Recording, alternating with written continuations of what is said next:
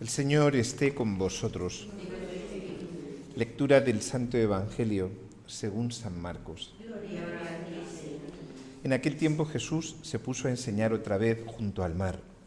Acudió un gentío tan enorme que tuvo que subirse a una barca, y ya en el mar se sentó, y el gentío se quedó en tierra junto al mar. Les enseñaba muchas cosas con parábolas, y les decía instruyéndolos: Escuchad, salió el sembrador a sembrar. Al sembrar algo cayó al borde del camino. Vinieron los pájaros y se lo comieron. Otra parte cayó en terreno pedregoso, donde apenas tenía tierra. Como la tierra no era profunda, brotó enseguida, pero en cuanto salió el sol se abrasó y por falta de raíz se secó. Otra parte cayó entre abrojos. Los abrojos crecieron, la ahogaron y no dio grano.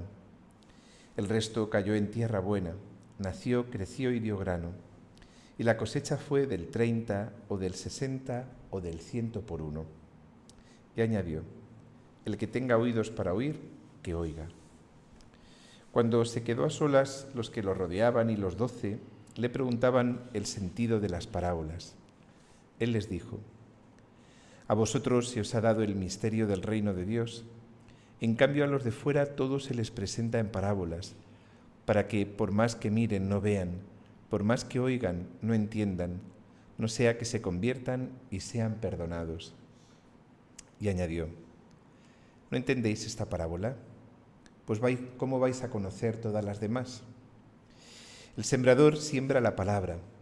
Hay unos que están al borde del camino, donde se siembra la palabra, pero en cuanto la escuchan viene Satanás y se lleva la palabra sembrada en ellos. Hay otros que reciben la semilla como terreno pedregoso.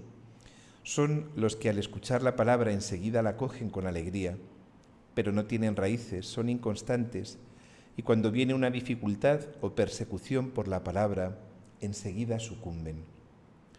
Hay otros que reciben la semilla entre abrojos.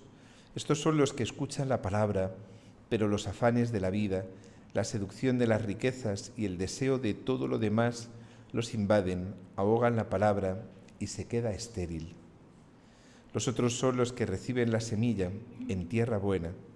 Escuchan la palabra, la aceptan y dan una cosecha del 30 o del 60 o del 100 por uno. Palabra del Señor. Gloria a ti, Señor Jesús.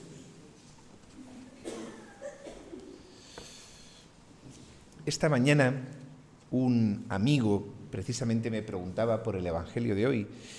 Esto de a vosotros se os explica las parábolas, pero a los de fuera todo se les presenta en parábolas para que por más que miren no vean, por más que oigan no entiendan, no sea que se conviertan y sean perdonados. Y son palabras misteriosas, porque uno parece como si el Señor quisiera esconder, ¿no?, el misterio del reino solo para algunos. No vaya a ser que los de fuera se conviertan y sean perdonados, como si el Señor no quisiera que se convirtieran y fueran perdonados. Y no tiene nada que ver con esto. Fijaros que el contexto de la parábola nos hace entender estas palabras misteriosas del Señor. Y la clave está justo un versículo antes. Cuando se quedó a solas, los que lo rodeaban y los 12 le preguntaban el sentido de las parábolas. Aquí está la clave. Mirad, de todo ese gentío que acudió a escuchar a Jesús aquel día, que tuvo que meterse en el mar, en una barca, para que le pudieran escuchar, pues de todo ese gentío estaban todo este tipo de gente, estos que describe la parábola del sembrador. Por un lado están de estos que hablábamos estos días de atrás, los que pecan contra el Espíritu Santo, esos a los que Jesús ni le importa nada ni les va a importar, porque tienen su corazón totalmente cerrado y, bueno, están ahí, ¿no?, un poco para criticar, para juzgar, para acusarle. También están toda esa gran mayoría de gente a la que le importa poco la palabra de Jesús. Vienen a por su milagro, echan la monedita: venga, tú dame en mi milagro, que tengo prisa, que me tengo que ir. Pues los que utilizan a Dios los que utilizan a Dios para sus propios fines. Y entonces el Señor, ¿qué es lo que quiere decir? Una pequeña minoría son los que les importa la palabra. Y estos son esos que escuchan, los que quieren ver.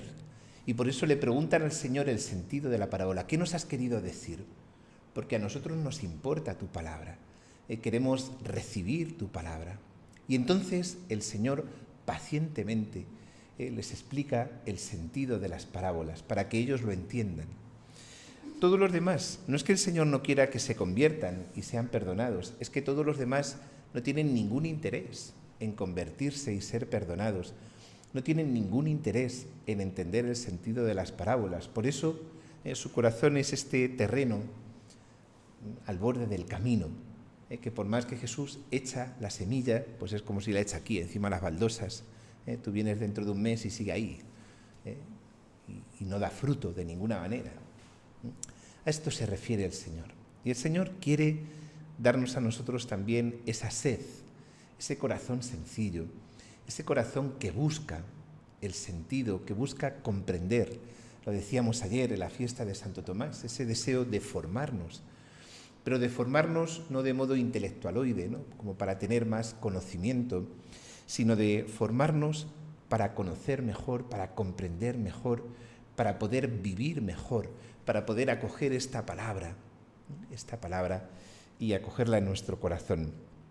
Hoy celebramos un santo toledano, San Julián de Toledo, de aquellos grandes santos, santos obispos que tuvimos la dicha de tener en nuestra diócesis en los siglos VI, VII, la época visigoda, esa época tan interesante en la que, fijaros qué bonito, cómo el Señor quiso preparar los corazones de aquellos toledanos que tan solo unos años después tendrán que sufrir la invasión musulmana y permanecer fieles durante 3 siglos. Durante 3 siglos viviendo su fe en un ambiente tan difícil y tan hostil. Pero por eso una tierra sembrada